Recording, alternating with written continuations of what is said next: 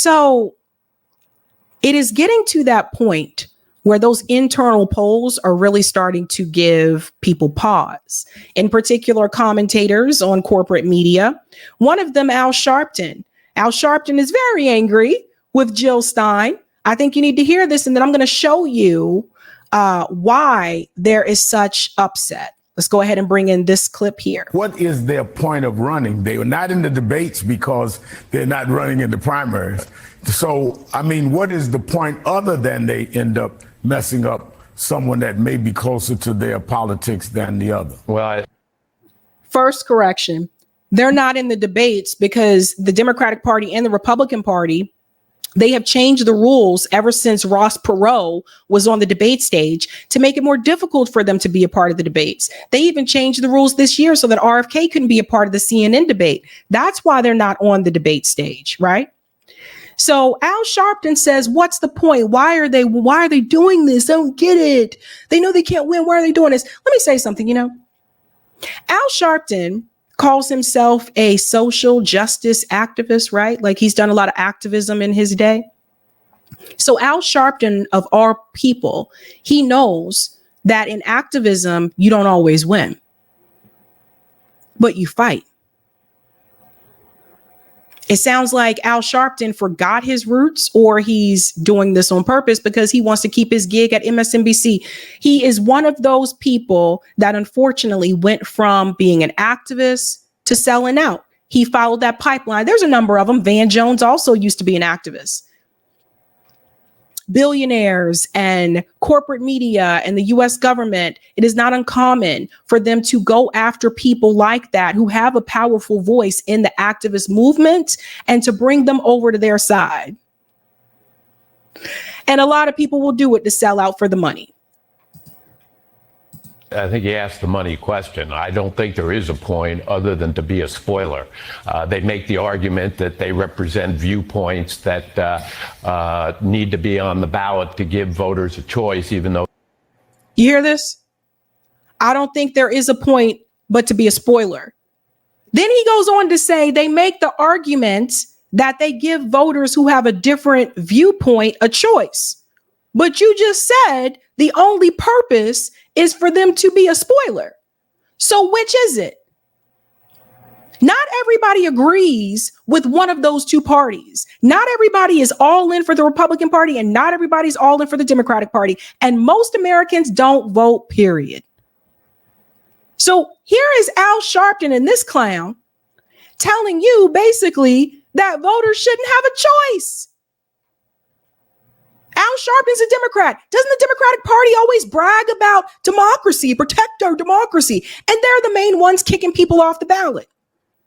They don't want you to have a choice. They want you to be a slave to this system. They know they have no chance whatsoever of winning or no chance of even getting any electoral college votes.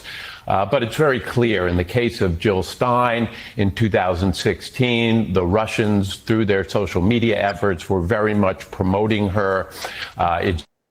They're still repeating the Russia lie about Jill Stein, which has been debunked. There was an investigation, and they're still repeating it because they have nothing else.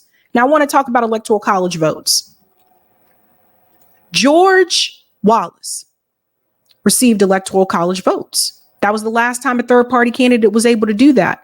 Now, when he tells you they're not going to get electoral college votes, he doesn't explain what prevents that from happening.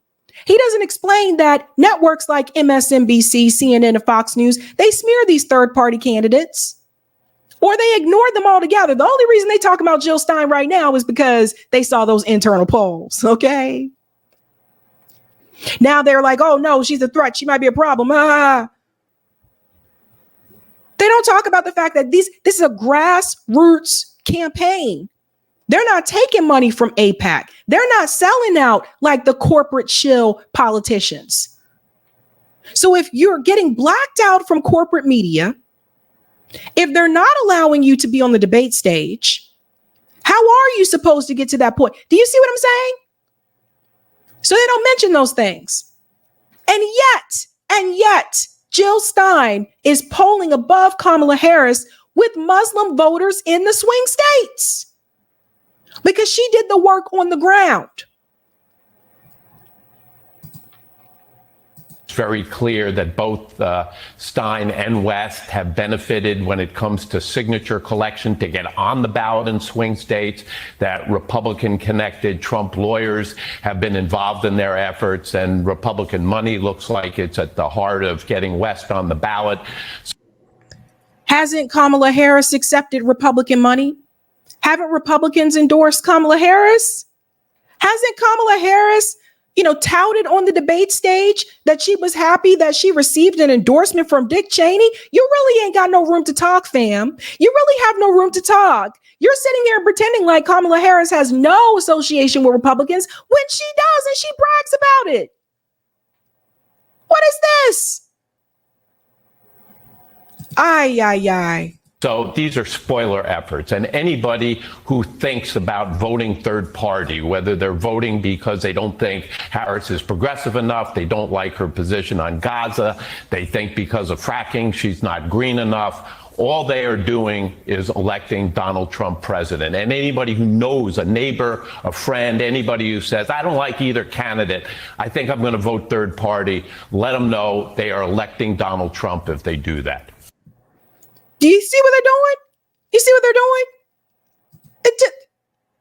The what? So instead of getting mad at the people who want to support Jill Stein, you should be holding Kamala Harris's feet to the fire. Because the reality is, if Kamala Harris were to agree to an arms embargo, she could have gotten the rest of the Muslim community back for support. Too late now, though. Too late now.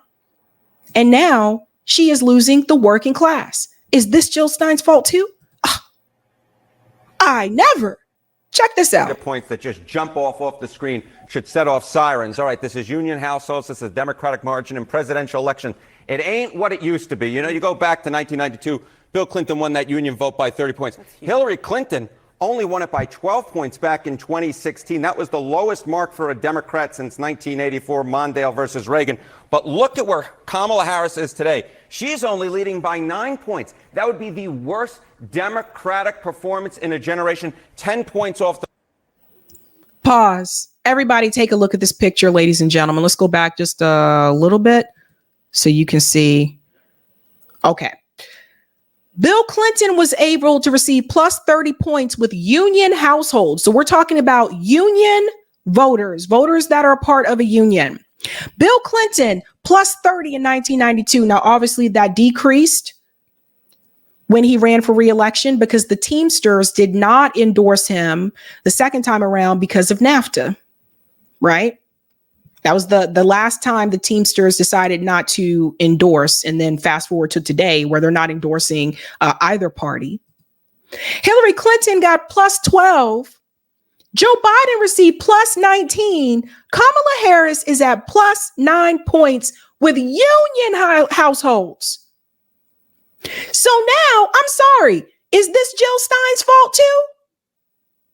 Because the reality is, I told you guys, Kamala Harris is underperforming as a Democrat candidate when you compare her to her predecessors. This is what I was trying to tell you with Black voters, Latino voters, Muslim voters, and now the working class.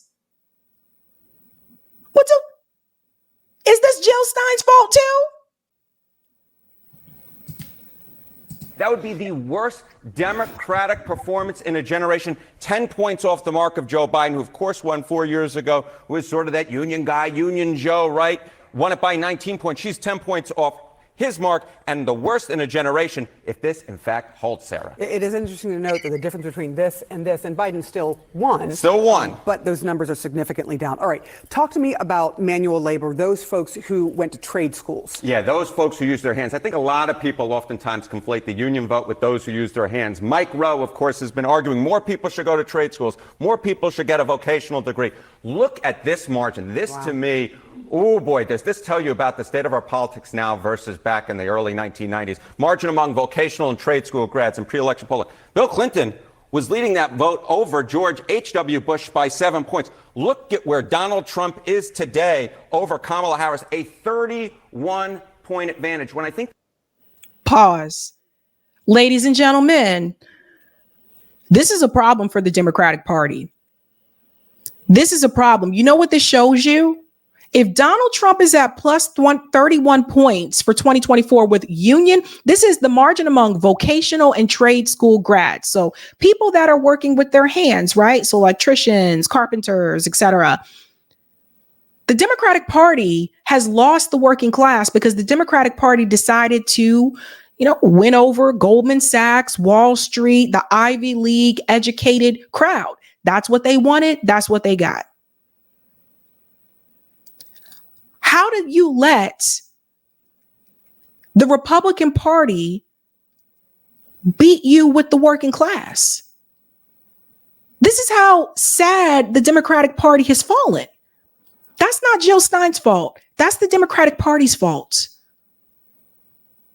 Whether it's NAFTA, whether it's crushing the railroad worker strike, the Teamsters, remember, they didn't endorse either party this year. So what? I've said this before. There seems to be this population of the Democratic Party that have become these bougie, snobby liberals. And I know it too. I live right here in Massachusetts. I'm very familiar. And I see it over and over again. It's just all about what school you went to, and what job you had. People that work for McKinsey and Deloitte, Goldman Sachs, like that's what they wanted and that's what they got. And I believe that started with Obama.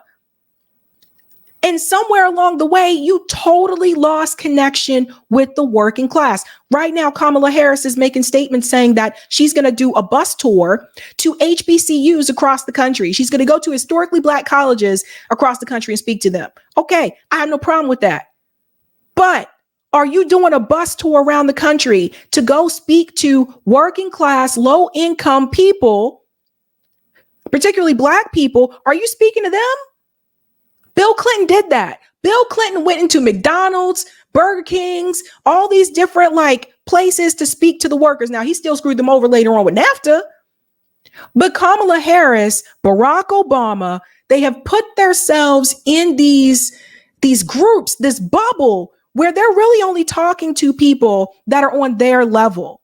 Newsflash. Not everybody goes to a HBCU. Not every Black American goes to college. A lot of Black Americans don't. What is Kamala Harris doing to reach Black people who graduate from high school and get an everyday job and they're not at a HBCU? This is a class issue. What is she doing to reach those people?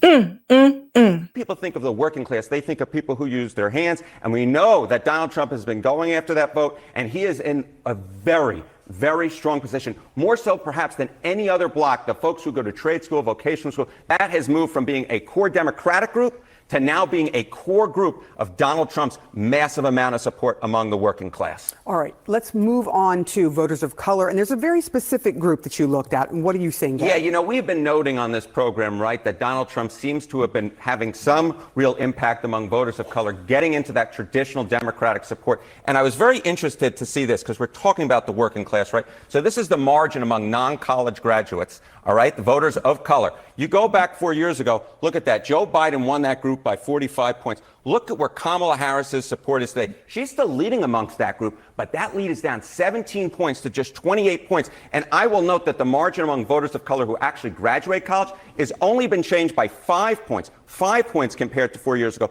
The reason Donald Trump is doing so well amongst voters of color is because he has really gone in and grabbed a lot of voters that he didn't previously have among those who didn't graduate college. And this is part of a larger trend that we're seeing throughout our politics era, in which Republicans, specifically Donald Trump, is doing very, very well among working class voters, whether they were in unions, whether they went to trade school, or whether they're voters of color. The fact is Donald Trump seems to have gone into a hotbed of traditional Democratic support and made a lot of movement in ways I don't think a lot of people would have thought when he went down that escalator just back in 2015.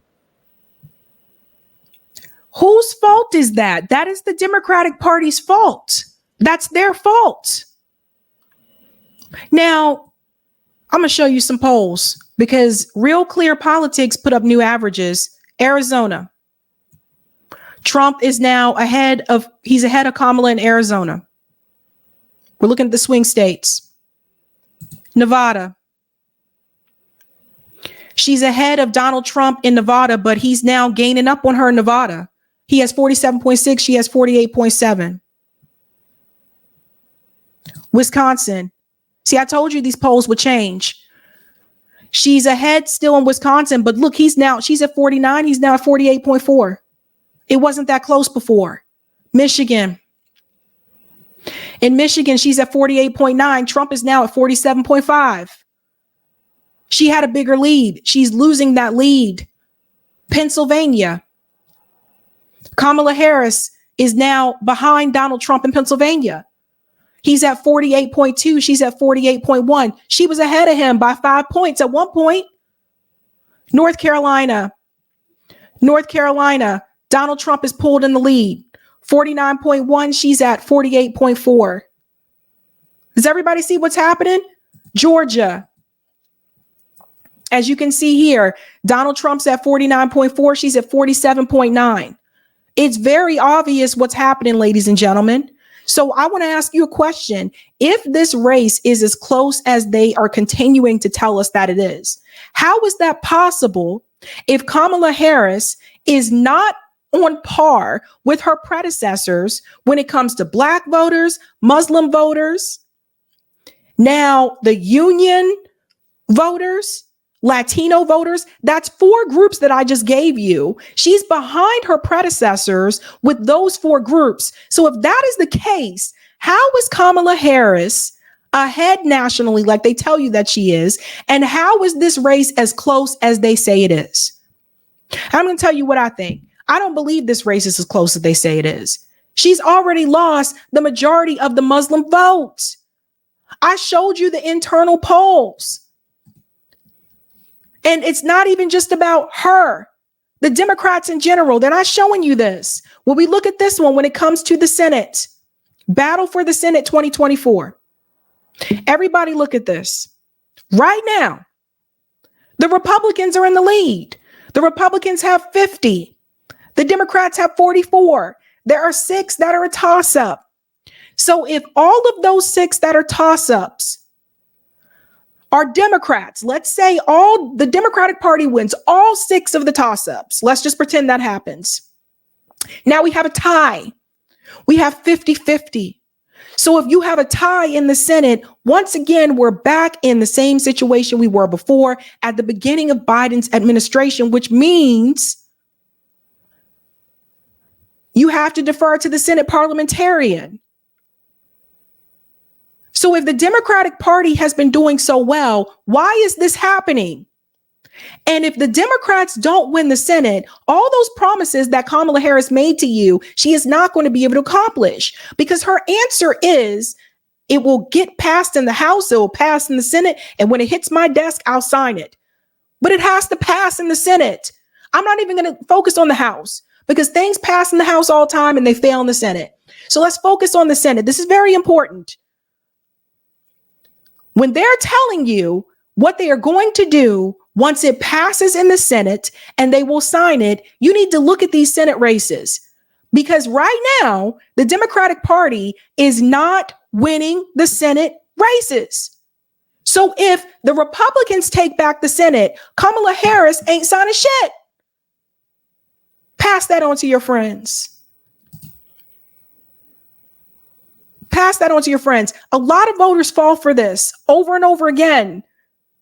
Without the Senate, you got nothing. So what Kamala Harris should have been doing is she should have been focusing on the things that she can get done by executive order, which she's not doing. She's telling you what she'll sign if it comes across her desk.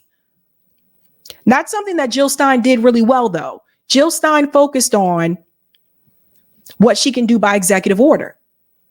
And then there comes the Gaza issue. And I want you to hear something. There was a Muslim podcast here, Why U.S. Muslims Are Abandoning Harris. I just want you to hear this small bit and we'll get to the debate. When it comes to the Gaza issue, listen to what he says. Who do Zionists want? Listen to this.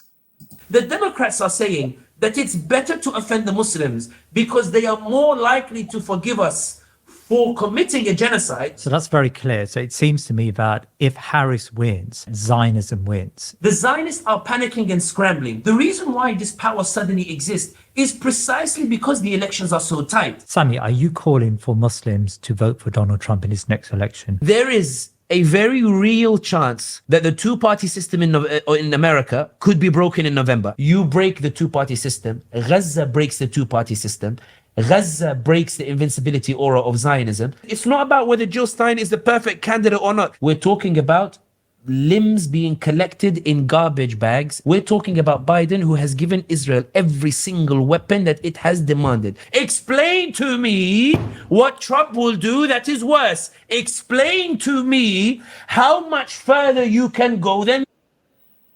Okay, and I'll stop it there so we can get to because I want to get to the debate. But I just wanted to show you that because I think that he has a point. This is why I continue to tell you you cannot reward genocide, because look at it this way. If Kamala Harris does win, that's not a pushback against Israel. But if Kamala Harris loses, that is a pushback against Israel. And then that can make other politicians think twice and say, well, I don't know, AIPAC. I don't know if I can, go along with you this time. Because if I go along with you this time, I might lose just like Kamala Harris did. This is why I continue to tell people you can't support the genocide. If you support the genocide, Israel wins. Let's get into this debate, ladies and gentlemen. It looks like JD Vance is speaking right